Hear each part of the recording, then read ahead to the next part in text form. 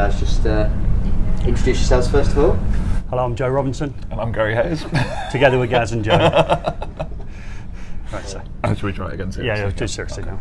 Serious.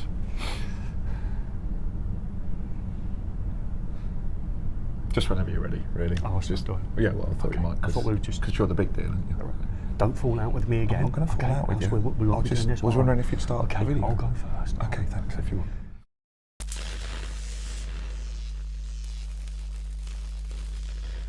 So, Joe.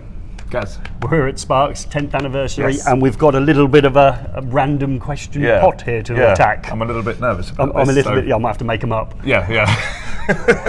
Okay. Yes, so, Okay. shall I go? It's hand of doom. You go first. Okay. So what's the question? So for both of us, is it? So we Yeah, both answer we'll it? both answer it, yeah. Okay, so is that Oh. favourite holiday? Favourite holiday destination? Okay, you go first. Favourite holiday destination? Out of all the places that I've been to, I absolutely love Swanage in Dorset in the UK. Absolutely love the south coast of England. It's beautiful.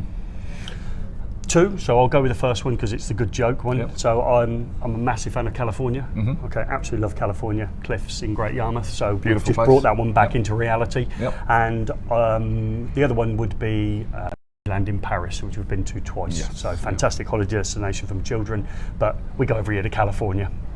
Cliffs, Great Yarmouth. Okay, Yep. so that's good. Okay, right, let's go with this then. Okay then, guys. So, what a great question. Would you rather fight one horse-sized duck or 100 duck-sized horses? What would you go with?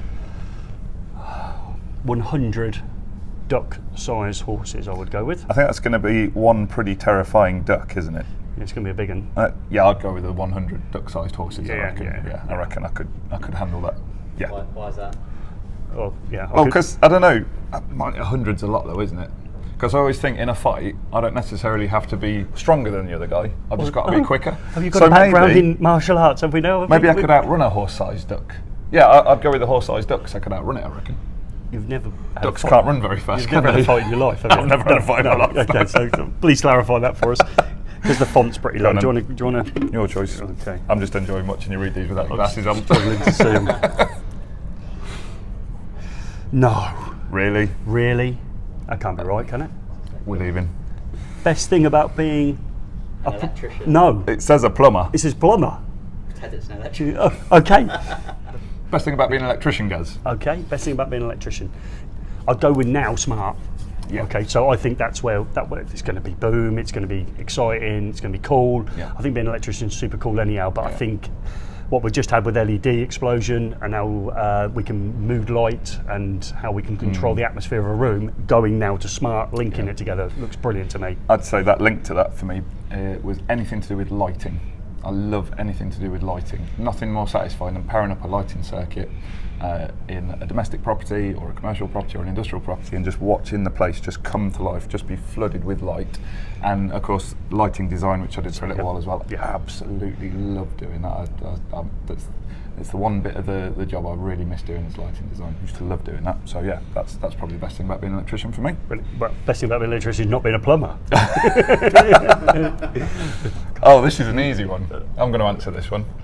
Most famous person you've met? I'm sitting next to him. Yeah, you're right. Yeah. Yeah. Is the most famous person you've met yourself, Gaz? Yeah. No. There we go with that one. I've met Billy Joel. I spent 3 hours, 3 metres away from Billy Joel as he sang 3 hours worth of material and answered questions. That was pretty cool, and there was only 15 people in the room. That's cool. I met Phil the Power Taylor at a dance tournament, along with all the other darting stars, but I met Phil the Power Taylor, and that experience wasn't a positive one. Who else have I met? That's probably it recently. So I'll go with Billy Joel. So most famous person I've met. Most famous people I've ever met are all kind of really obscure musicians who people wouldn't really have heard of. So aside from yourself, the most famous person I've ever met is probably Dave Austin. Oh yeah, we have a bit of time with Dave. We've got time for one more? We can still go? Do 1 or 2 more. Okay. Go on. Least favourite job? Going back to a plumber. So least favourite job? Oh, What, as in, because, I don't know. That's difficult. Filling in registers? Oh, Hate doing that.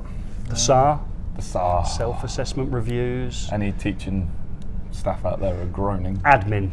Yeah. Let's put it in a word. Anything to do with teaching that is not teaching. Yeah, let's go, yeah. Anything to do with admin in teaching. Absolutely. Is the least favourite job. I'll totally agree with that one. Hands down. Okay, let's go with this one. Oh, hang on, I've seen one there I want to answer. That's a controversial Okay. one. That's a quickie, so we'll do that one quick.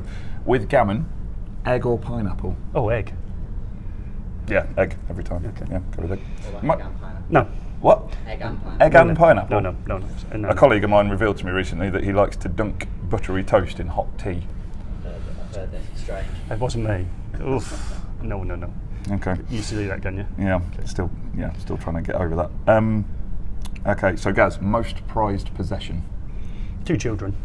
I was going to say the same thing. My daughters, yeah, love my daughters. Yin and yang, we are, aren't we? Nothing more prized highly than them. Love those guys. Ranking them, girl first. Well, I've got 2 girls, so you're okay. It's easy. Finna watch this one. Oh, again. A 13-year-old son. Yeah, Mr. Popular. Good stuff. Right, okay, I'll try and try and deal with it. We'll just do all of these. Yeah. Yeah. Imagine the edit. It'd make like 5 seconds of a video. Again? Really? Do I pick the plumber ones every time? Is there any well, let's modify it. If you weren't an electrician, what would you be? Certainly not a plumber. Okay. If you weren't an Carpenter. electrician. So I always say this. Yeah, carpenter.